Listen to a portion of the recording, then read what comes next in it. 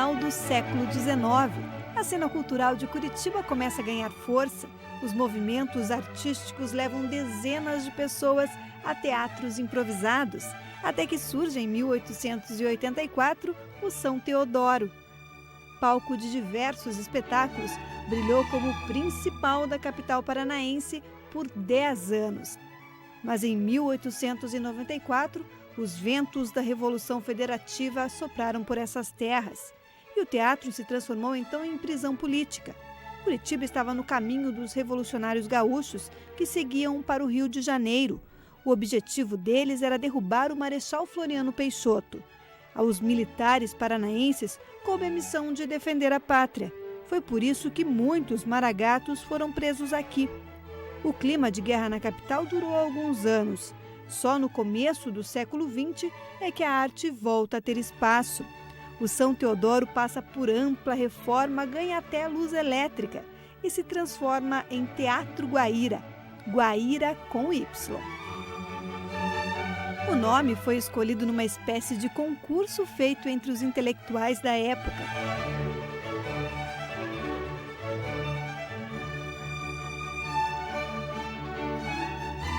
A glória do velho Guaíra vem pelas mãos de um dos grandes nomes do teatro paranaense. Criador da Sociedade Teatral Renascença, Salvador de Ferrante, trouxe para os palcos artistas aclamados pelo público. Até que o local passou a sediar a Biblioteca Pública do Paraná. Mais tarde, o edifício foi demolido. Curitiba passou anos sem um palco para expressar sua arte. A construção do novo Guaíra, agora sem o Y, começou em 1952. Projeto do arquiteto Rubens Meister, a obra foi decisão do governador do Paraná na época, Bento Munhoz da Rocha Neto.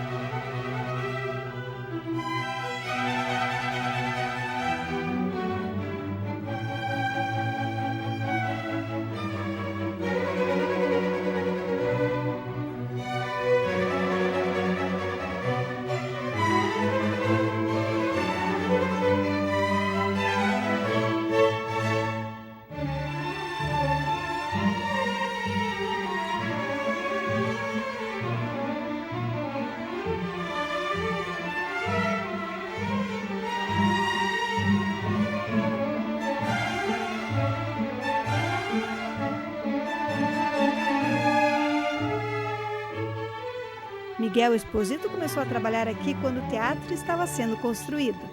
O Miguel Esposito trabalha aqui no Teatro Guaíra há quase 50 anos. Esposito, essa é a sua segunda casa? Essa é a minha segunda casa, porque aqui eu comecei meus primeiros passos, aqui eu construí minha família, minha segunda família. A primeira está em casa e a segunda é aqui, né? E aqui dei meus primeiros passos na ala profissional, que eu entrei como aluno e antes de entrar como aluno eu fazia nesse palco em construção aqui, fazia um início de um pouquinho de balé, sabe? Mas como naquele tempo o balé era um negócio muito complicado, o preconceito era inacreditável. Quando disseram assim, Dona Maria, eu vi o seu filho dando uns passinhos meio diferentes, ela, cheguei em casa, já viu, né? Ou você vai para um lado ou vai para o outro. Eu digo assim, eu vou ficar lá. E fiquei aqui até hoje. Mas você começou como técnico? Daí eu saí. Eu comecei na minha profissão mesmo, eu comecei como sonoplasta, fui o primeiro sonoplasta daqui da época, né? Do Teatro Guaíra, o teatro sonoplasta oficial, né? Que sonoplastia também era muito complicada, porque não existia efeitos sonoros, não existia nada. Então nós tínhamos que vir 3h30, 4 horas da manhã, esperar o passeio público abrir para ir gravar os efeitos sonoros direto. Você entrou aqui no Teatro Guaíra, ele estava... Estava em construção. Então, mas já se pensava em espetáculos, já né? se pensava, porque aqui onde é o Guairão, então existia o infinito, que nós dizemos, que é a concha do lado avesso, né? Existia o finito, então apresentávamos espetáculos, apresentávamos aqui, e não tinha, essa poltrona não existia, né?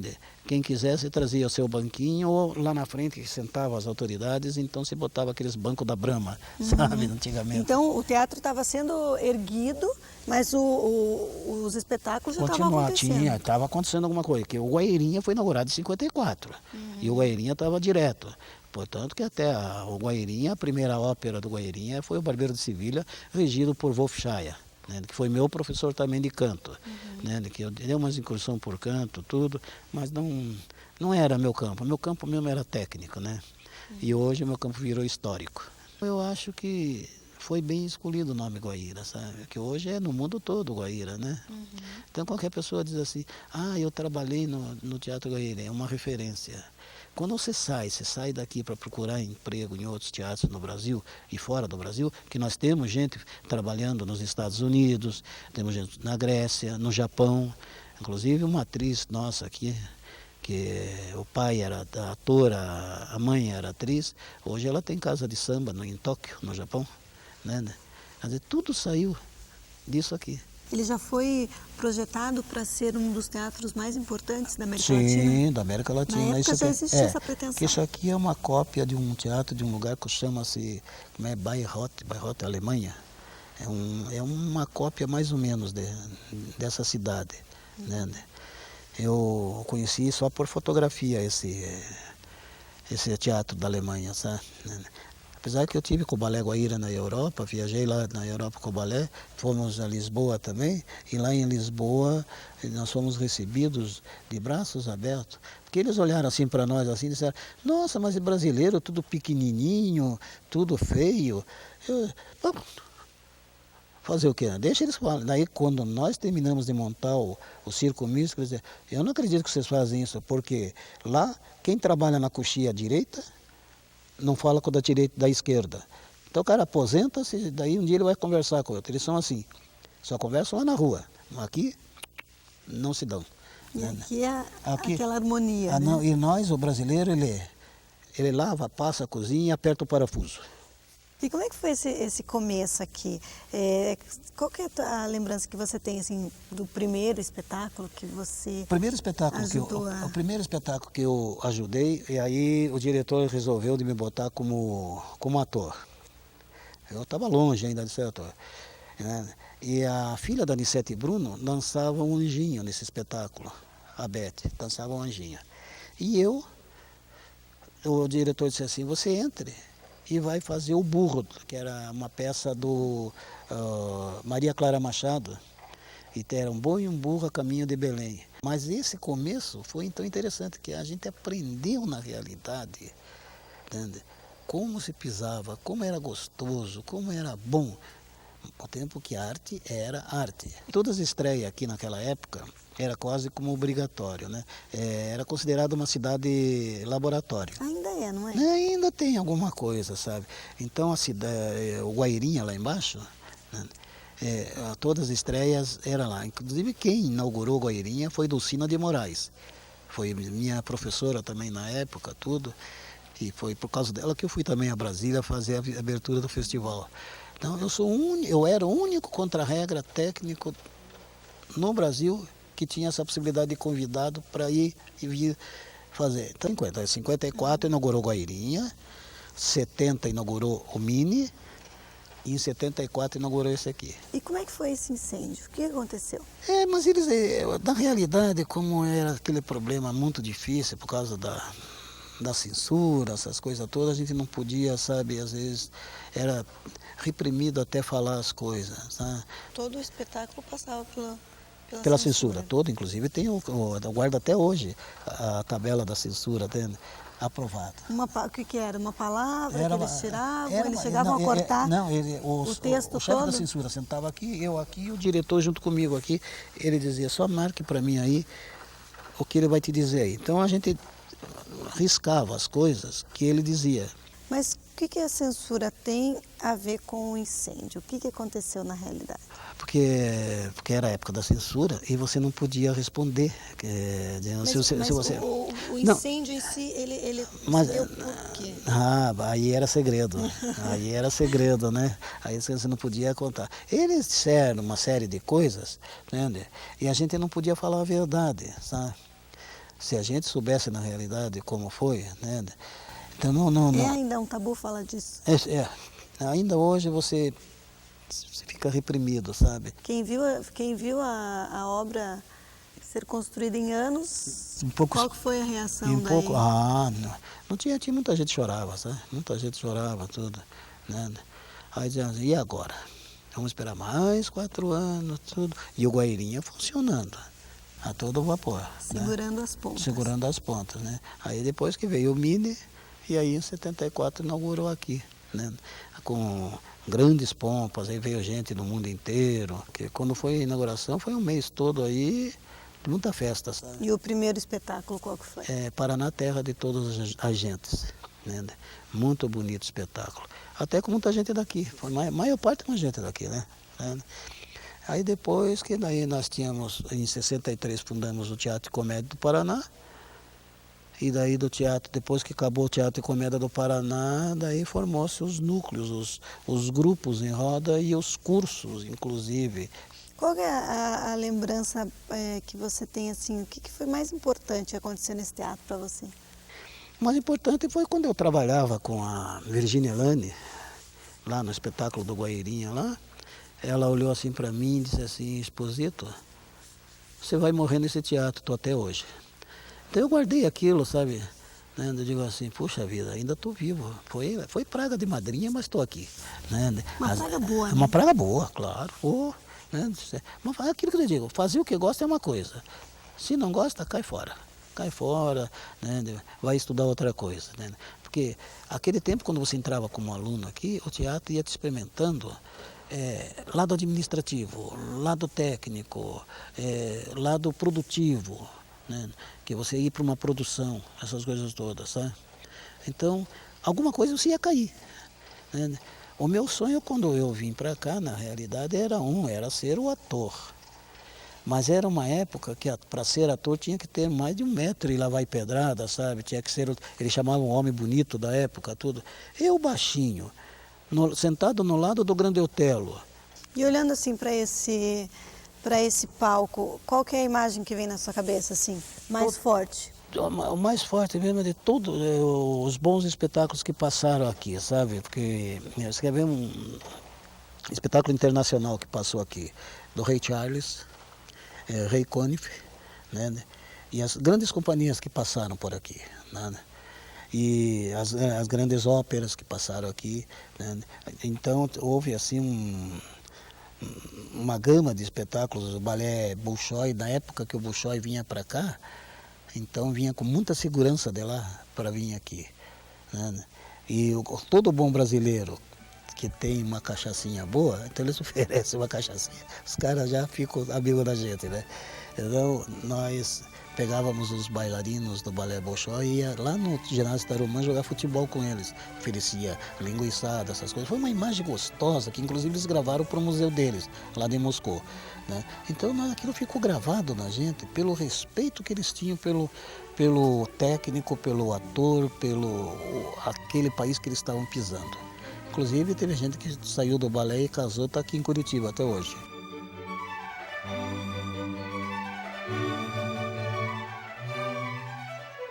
No próximo bloco, os fantasmas que habitam o Teatro Guaíra.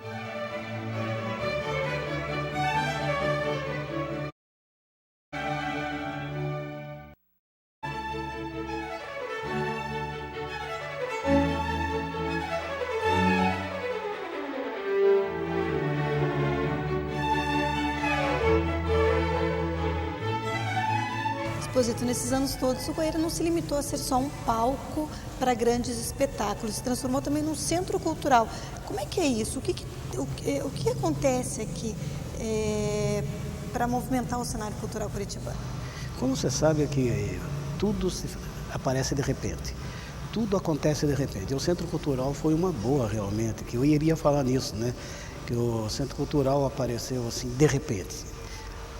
Tem coisas que a política acerta, que a política dá um tiro certo.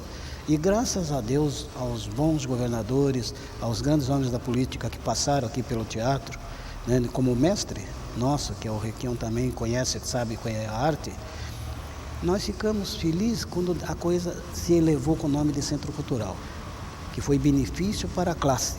A classe, graças a Deus, ganhou o quê?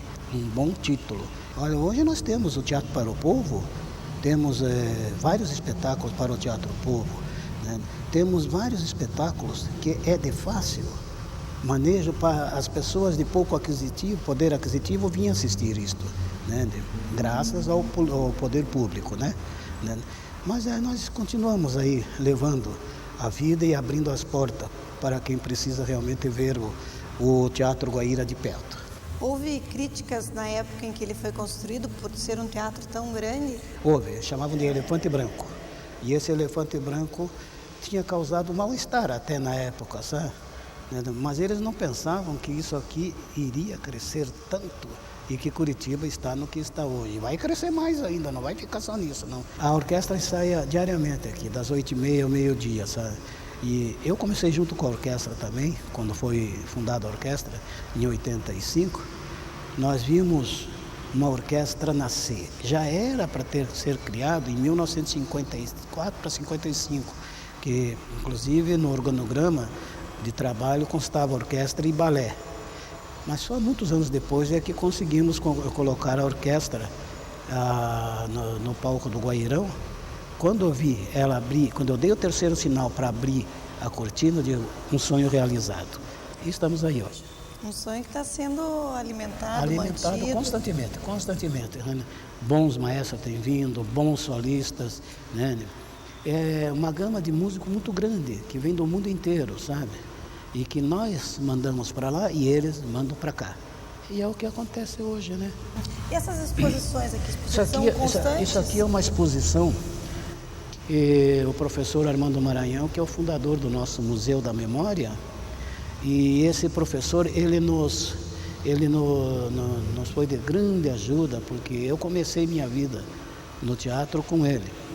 E eu viajei ao Brasil e fora do Brasil também com ele. E eu tive assim, sabe, muito aprendizado com ele, sabe? Ele foi de uma técnica, ele era ator, escritor, diretor, e nada mais, nada menos, eu acho que nós prestarmos uma homenagem a ele, botando o nome na sala, né? Você entrar com 17 anos aqui e dedicar a vida toda tua com o teatro, né? Consegui na minha vida ganhar um gralha azul como técnico. Aqui na entrada do museu a gente já viu um painel que homenageia foram os atores que passaram por aqui? São vários atores, os que passaram e os que chegaram. E os que foram pertencentes ao teatro de comédia. A gente vê o Paulo Goulart já aqui de cara, né? Paulo Goulart, Nissete Bruno, Marcelo Marchioro. Essa aqui foi bailarina nossa, Lívia Morris, né? Daniel Santos, que foi de ator, Wilde Quintana, que foi ator. Aquele lá é o famoso diretor de teatro Gemba, Horaci Gemba, né? E depois temos a Maria Todas essas pessoas passaram por aqui? Todos. O Maranhão, Armando Maranhão é esse aqui, ó. Né? Esse aqui é o Armando Maranhão. Essa é aquela famosa atriz do Rio de Janeiro, Miriam Pires, falecida já, sabe? Esse... tem o Miguel Esposito, esse daqui também eu conheço. Não, mas aqui eu estou verde, quando vocês terminarem eu já estou maduro. Manuel Kovaciuk, famoso, que vocês conhecem, do Teatro Dr. Butica, né? Então tem o Mário Schoenberg ali. Esse painel é recente, Esposito? Não, já faz mais ou menos mais de 2 anos que foi feito isso aí, que era uma homenagem justa, né? Para alguém que está aqui e que já se foi. Antônio Carlos Kreide, né? Enéas, né? José Basso, Cláudio Correia Castro. Esse também faleceu, não faz muito tempo. O Anicete Bruno e o Paulo Goulart, eles trabalharam aqui então? Foram nossos funcionários aqui, foram nossos professores, primeiros professores, né? É o Paulo, a Anicete e o Cláudio, que foram nossos professores. E esse que está no lado do Cláudio aqui, que é o dono daquele martelo lá em cima que já mostrei, né? Panha, um apelido... Panha Perevalo. Panha, né? Panha. É Antônio Perevalo. E no museu aqui, o que tem? Aqui no museu nós temos... Raridades? Tem. No museu aqui nós temos aqui tudo que você possa imaginar. Esse aqui é considerado... O projetor está lá, o projetor de slide de 1970. Você chegou a operar isso? Já operei, inclusive. Agora é muito pesado isso aí, sabe? Isso aí é aquele das toneladas, né? E esses discos que estão aqui embaixo, efeitos de raio. Como nós não tínhamos efeitos especiais, esse aqui veio da Inglaterra.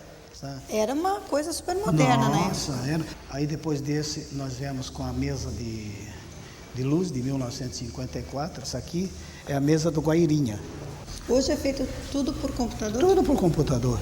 E esse aqui é um projetor a carvão, canhão de luz lá, ó. Seguidor ainda, hein? Movido a carvão. Eu operei isso. Aí depois dessa veio essa aqui, quadro de luz de 74, que esse aqui era que comandava junto com esse ali. Esse daqui até parece simples, né? Mas agora esse daqui devia ser complicado, né? Porque o operador de luz na época, ele tinha que fazer a leitura, conforme o diretor pedia. Então ele dizia assim, eu quero do 41 ao 50. Então, mas da primeira, segunda, terceira, quarta, quinta ou sexta fila. Então o diretor dizia, da segunda, né? Então ele dizia assim, então me dá a luz 43 lá, me dá 4%, 6%, assim. Então era conforme a intensidade de luz que caía em cima do artista, sabe? E cada um desse aqui é uma chave, ó. E não dava muita confusão? Não, assim? não dava, porque isso aqui acende que nem painel de avião, né? Se ele não soubesse... De avião, que é aquela coisa super simples, também cheia de botõezinhos. Então, isso aqui, se ele fazia a leitura, ele tinha que acompanhar atento ao mapa.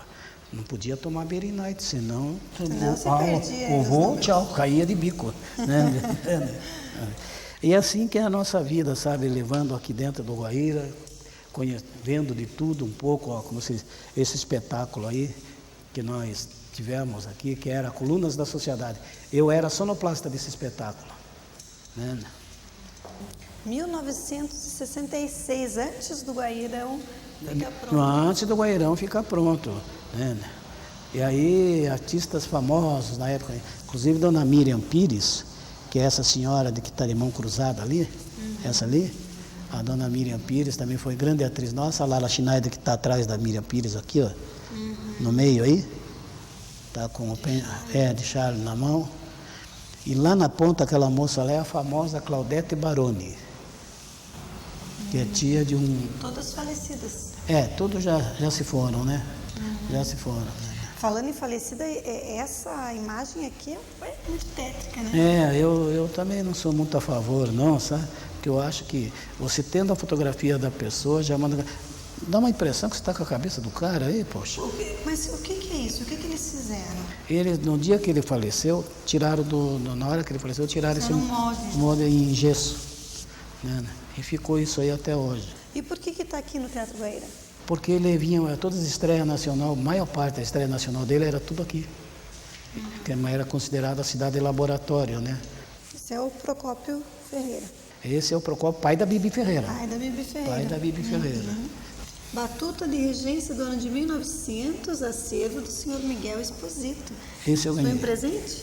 Foi um presente que eu ganhei, porque isso aqui tem mais de 100 anos de idade. 50 anos do Guairinha, quando fez o Guairinha, 50 anos, aqui. É um sino que foi comprado para gravar na Ilha do Mel o Guarani de Carlos Gomes. Agora, esse aqui, ó, o primeiro grampeador nosso. Esse aqui era um carimbo que nós tínhamos que vir de manhã, juntar letrinha por letrinha e para carimbar as entradas, sabe? Isso aí tinha um problema muito sério. Se você errasse uma letra, perdia todo, né? Esse aqui era o microfone de 1960. Usado nas propagandas. Nós saíamos na rua fazendo propaganda ambulante. Hoje, sensacional peça, Paulo Altran, Jairo Arco e Flecha, e todas as companhias que vinham aqui, a gente fazia na rua a unidade volante. Eu e o professor Fernando. Aqui, esse aqui é o relógio do nosso primeiro vigia, a corda e a disco. Lá também é do meu acervo, aquele metrônomo. Aquele metrônomo que funciona ainda a corda. Mas o que é um metrônomo? Para você controlar a instrumentação, o tempo, né, largo, adágio, o que você precisar, se liga ele acompanha. Instrumentos musicais. E ali a nossa primeira máquina de calcular. E esse aqui é a Megera Domada, o maior espetáculo de 64, que nós tivemos no Rio de Janeiro também, com o Paulo Goulart e Sete Bruno. Esse era um elenco oficial nosso. E aqui em Curitiba também estavam no elenco, faziam parte do elenco o Paulo Goulart e a Anicete Bruno? Sim, então ali, ó. Ali, ó. Paulo Goulart e a Anicete Bruno ali no centro. Ele fazia a Megera, né? E o Paulo Petrucci, sabe? E aí tem vários artistas que, inclusive tem hoje uns que andam em evidência, como o tenor que tem ali, o Ivo Lessa, né? Tem essa menina bem em cima ali do Ivo Lessa, que mora em Tóquio, lida com uma casa de show lá em Tóquio. É muita lembrança, né? Tudo na cabeça. Sem saudades dessa época? Muita, porque o colorido do espetáculo era outro, né? Então, Esposito, muito obrigada. De nada, disponha sempre, né? Eu que agradeço. Contar tantas histórias interessantes aqui do Teatro Guaíra. E quando precisar, vem aqui, vem tomar um cafezinho com a gente aí.